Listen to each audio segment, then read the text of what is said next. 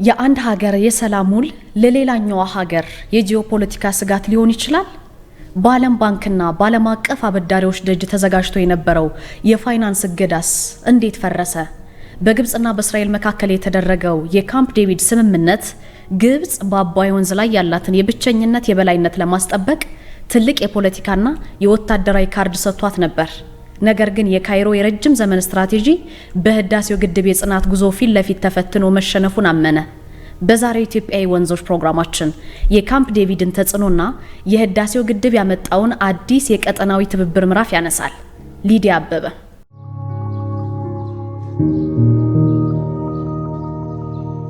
የምስራቅ አፍሪካና የመካከለኛው ምስራቅ የጂኦፖለቲካ ቅርጽ የቀየረው የካምፕ ዴቪድ ስምምነት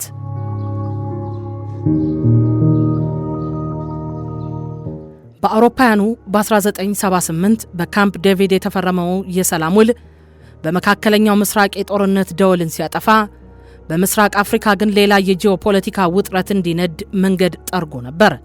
ግብጽ ከምስራቃዊ ድንበሯ ያነሳችውን ወታደራዊ ስጋት ተንተርሳ ሙሉ አይኗንና አቅሟን ወደ ደቡብ ወደ ጥቁር አፈርና የበረከት ምንጭ ወደ ሆነችው ኢትዮጵያ ዞረች። ለዘመናት የዘለቀው የውሃ ብቻ ተጠቃሚነት፣ የፋይናንስ ማዕቀብና የዲፕሎማሲ ጫና፣ ይህ ሁሉ ግን በአንድ ታላቅ የሀገር በቀል ፕሮጀክት እውን መሆን ግብዓተ መሬቱ ተፈጸመ። በአሜሪካው ፕሬዝዳንት ጂሚ ካርተር አሸማጋይነት በግብፁ ፕሬዝዳንት አንዋር ሳዳትና በእስራኤሉ ጠቅላይ ሚኒስትር ሜናኬም ቤጊን መካከል በካምፕ ዴቪድ የተደረሰው ይህ ስምምነት በሁለቱ ሀገራት መካከል ለዓመታት የዘለቀውን የጦርነት ሁኔታ እንዲያበቃ አደረገ።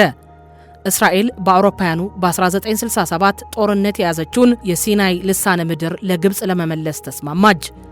ግብጽ እስራኤልን እንደ ሀገር በመቀበልና ዲፕሎማሲያዊ ግንኙነት በመመስረት የመጀመሪያዋ አረብ አፍሪካ ሀገር ሆነች። ስምምነቱን ተከትሎ አሜሪካ ለግብጽ በየዓመቱ በቢሊዮን የሚቆጠር ዶላር የሚገመት ወታደራዊና ኢኮኖሚያዊ እርዳታ መስጠት ጀመረች።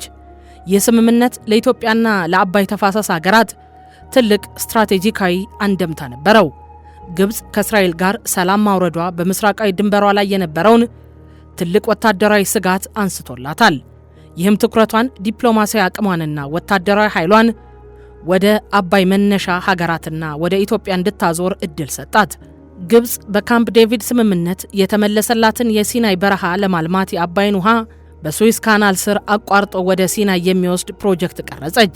የካምፕ ዴቪድ ስምምነት ግብጽን ከእስራኤል ስጋት ነጻ በማድረግ ከአሜሪካ ጋር የጠበቀ ወታደራዊ ጥምረት እንድትፈጥርና በአባይ ወንዝ ላይ ያላትን የብቸኛ ተጠቃሚነት ወይም የበላይነት ለማስጠበቅ የበለጠ ትኩረት እንድታደርግ መንገድ የከፈተ የጂኦፖለቲካ ክስተት ነበር።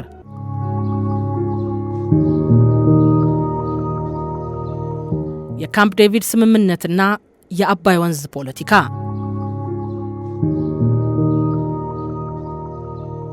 ከአውሮፓውያኑ 1948 እስከ 1973 ባሉት ጊዜያት ግብጽ ዋና ትኩረቷ ወታደራዊ በጀቷና የዲፕሎማሲ አቅሟ ሙሉ በሙሉ በመካከለኛው ምስራቅ ውጥረትና ከእስራኤል ጋር በሚደረጉ ጦርነቶች የተጠመደ ነበር። ነገር ግን በፕሬዝዳንት ጂሚ ካርተር አሸማጋይነት በካምፕ ዴቪድ የተደረሰው ስምምነት የጂኦፖለቲካ ምስሉን ሙሉ በሙሉ ቀየረው።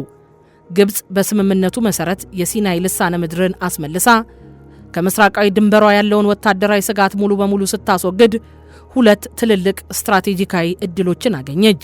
ከእስራኤል ስጋት ነፃ የሆነችው ግብጽ ሙሉ ትኩረቷን፣ ወታደራዊ ኃይሏንና የዲፕሎማሲ አቅሟን ወደ አባይ መነሻ ሀገራትና ወደ ኢትዮጵያ ያዞረችውም በዛ ወቅት ነበር። ስምምነቱን ተከትሎ ግብጽ በየዓመቱ የሚያስፈልጋትን በቢሊዮን የሚቆጠር ዶላር አሜሪካ ወታደራዊ እርዳታ ማግኘት ጀመረች።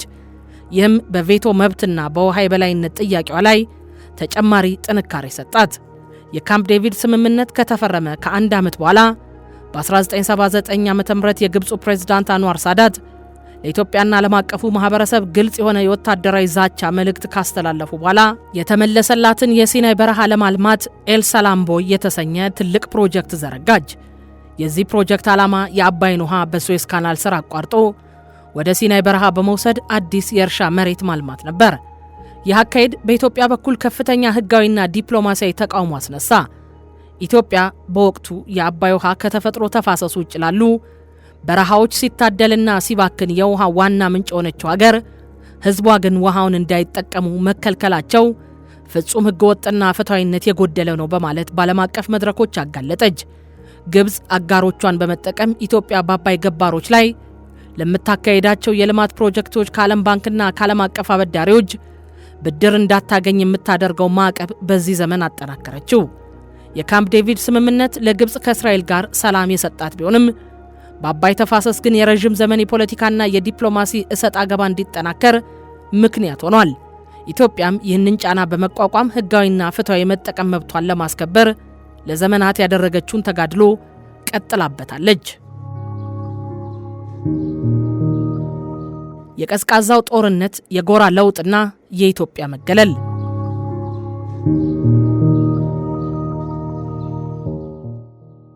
የካምፕ ዴቪድ ስምምነት ከተደረሰባቸው ትልልቅ የዓለም አቀፍ ፖለቲካ ሚስጥሮች አንዱ የካይሮ የጎራ ለውጥ ነበር። ግብጽ ቀደም ሲል ከሶቪየት ህብረት ጋር የነበራትን የቅርብ ወታደራዊ ግንኙነት አቋርጣ ወደ ምዕራቡ ዓለም ወይም አሜሪካ ጎራ ተቀላቀለች። በወቅቱ የነበረው የኢትዮጵያ አስተዳደር ወይም የደርግ መንግስት ደግሞ ከሶቪየት ህብረት ጋር ጥብቅ ወታደራዊ ህብረት ፈጥሮ ነበር። ይህ ደግሞ አሜሪካና ምዕራባውያን ሀገራት በአባይ ወንዝ ጉዳይ ላይ በዲፕሎማሲውና በፋይናንሱ ዘርፍ ሙሉ በሙሉ የግብጽን ፍላጎት እንዲደግፉና ኢትዮጵያን በዓለም አቀፍ መድረኮች ገለልተኛ እንድትሆን የጎላ አስተዋጽኦ አድርጓል። ስምምነቱ ግብጽ ከአረብ ሀገራት ጋር ከፍተኛ ውጥረት ውስጥ እንድትገባ አድርጓታል። ግብጽ ከእስራኤል ጋር ሰላም በመፍጠሯ ከአረብ ሊግ አባልነቷ ለጊዜው የታገደች ሲሆን ዋና መስሪያ ቤቱም ከካይሮ ወደ ቱኒዚያ እንዲዛወር ተደረገ። በአረብ ዓለም የተገለለችው ግብጽ ዲፕሎማሲያዊ የበላይነቷን ለመመለስና ሀገራዊ ኩራቷን ለማካካዝ ትኩረቷን ወደ አፍሪካ ቀንድና ወደ ናይል ተፋሰስ ሀገራት አዞረች። የአባይን ውሃ ለብቻ ለመጠቀም ወይም ሞኖፖሊውን ማስጠበቅ ለካይሮ የመንግስት ህልውናና የህዝብ አመኔታ ማግኛ ዋና የፖለቲካ ካርድ ሆነ። ከካምፕ ዴቪድ በኋላ በግብጽ የፖለቲካ ልሂቃን ዘንድ የውሃ ደህንነት የሚለው ጽንሰ ሐሳብ ከሀገራዊ ደህንነት ጋር እኩል ተደርጎ መወሰድ ጀመረ። ግብጽ የአባይን ውሃ ጉዳይ ተራ የተፈጥሮ ሀብት አጠቃቀም ሳይሆን የህልውናና የወታደራዊ ደህንነት ጉዳይ አድርጋ በህገ መንግስቷና በውጭ ፖሊሲዋ ላይ ደነገገች። ይህም ኢትዮጵያ በቀጣይ ዓመታት ለምታቀርባቸው ማናቸውም የፍትሃዊ ውሃ ክፍፍልና የትብብር ጥሪዎች ግብጽ በበጎ አመለካከት እንዳትመለከትና ወታደራዊ አማራጮችን እንድታስቀድም መንገድ ጠረገ። የካምፕ ዴቪድ ስምምነት በመካከለኛው ምስራቅ የሰላም ውል ቢባልም በአባይ ተፋሰስና በምስራቅ አፍሪካ ግን የቀዝቃዛው ጦርነት ፖለቲካን ያጠናከረና ኢትዮጵያ የተፈጥሮ ሀብቷን እንዳትጠቀም ትልቅ የዲፕሎማሲና የፋይናንስ እንቅፋት የፈጠረ ክስተት ነበር። የዓለም አቀፍ ውሃ ህግና የጂኦፖለቲካ ተመራማሪው ዶክተር ተስፋዬ ከካምፕ ዴቪድ በኋላ የተዘረጋውን የኤልሰላም ቦይ ፕሮጀክት በህግ መነጽር መርምረውታል። ግብጽ የካምፕ ዴቪድ ስምምነትን ተንተርሳ የአባይን ውሃ በሱዌዝ ካናል ስር አቋርጣ ወደ ሲናይ በረሃ ለመውሰድ ያቀደችው ፕሮጀክት የዓለም አቀፍ ውሃ ህግ መመሪያ የሆነውን የተፋሰስ ህግ ወይም ኢንተርቤዚን ዋተር ትራንስፈር ሪስትሪክሽን የሚጥስ መሆኑን አስረድተዋል። የወንዙ ባለቤትነትና 85 ከመቶ የውሃ መጠን አበርካች የሆነችው ኢትዮጵያ በውሃዋ እንዳትጠቀም እየተከለከለች ውሃውን ከተፈጥሮ ተፋሰስ ውጭ ባሉ በረሃዎች ላይ ማፍሰስ ፍጹም ፍትሃዊነት የጎደለውና ህገ ወጥ አሰራር መሆኑን አብራርተዋል። አሜሪካዊው የናይል ተፋሰስ የፖለቲካና ምጣኔ ሀብት ተመራማሪ ፕሮፌሰር ጆን ዋተርበሪ ሃይድሮፖለቲክስ ኦፍ ዘ ናይል ቫሊ በተሰኘው ጥናታቸው የፕሬዝዳንት አንዋር ሳዳትን የውጭ ፖሊሲ ተንትነውታል። ከካምፕ ዴቪድ ስምምነት በኋላ ፕሬዝዳንት ሳዳት የሰጡት የጦርነት ዛቻ ግብጽ በካምፕ ዴቪድ ያገኘችውን የዲፕሎማሲ የበላይነት በመጠቀም በአባይ ወንዝ ላይ ያላትን የብቸኝነት መብት ለመጠበቅ ያደረገችው የኃይል ማሳያ እንደነበር አረጋግጠዋል። እንደ ምሁራኑ ጥናት የካምፕ ዴቪድ ስምምነት ለግብጽና በእስራኤል መካከል የሰላም ውል ቢሆንም በምስራቅ አፍሪካና በአባይ ተፋሰስ ግን ኢትዮጵያን በዲፕሎማሲና በምጣኔ ሀብት ለማደናቀፍ የታለመ አዲስ የጂኦፖለቲካ ምዕራፍ የከፈተ ክስተት ነበር ተብሎ ተገልጿል።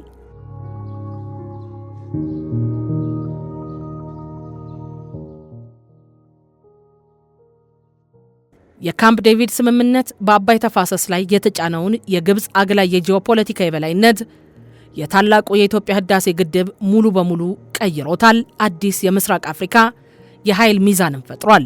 ኢትዮጵያ በገዛ ራሷ አቅምና በህዝቡ አስተዋጽኦ ግድቡን በመገንባት የግብጽን የረጅም ዘመን የብቻ ተጠቃሚነት ስልትና የቬቶ መብት ጥያቄ በስራ ላይ አክስመዋለች።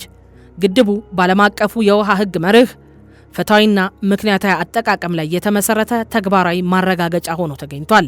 ከካምፕ ዴቪድ በኋላ ግብጽ ከአሜሪካና ከምዕራባውያን ሀገራት ጋር የፈጠረችውን የጠበቀ ወታደራዊና ዲፕሎማሲያዊ ቁርኝት በመጠቀም ኢትዮጵያ በአባይ ገባሮች ላይ ግድብ ለመገንባት በምታስብበት ወቅት ሁሉ በዓለም ባንክና በሌሎች አበዳሪዎች ላይ ጫና በማድረግ ብድር እንዳታገኝ ስታግድ ብትኖርም ኢትዮጵያ የውጭ ብድር ሳትጠብቅ ግድቡን በሀገር ውስጥ ሀብትና በህዝብ ተሳትፎ በመገንባቷ ግብጽ ለዘመናት ስትጠቀምበት የነበረውን የፋይናንስ ማዕቀብ ስልት ሙሉ በሙሉ ዋጋ ቢስ እንዲሆን አድርጎታል።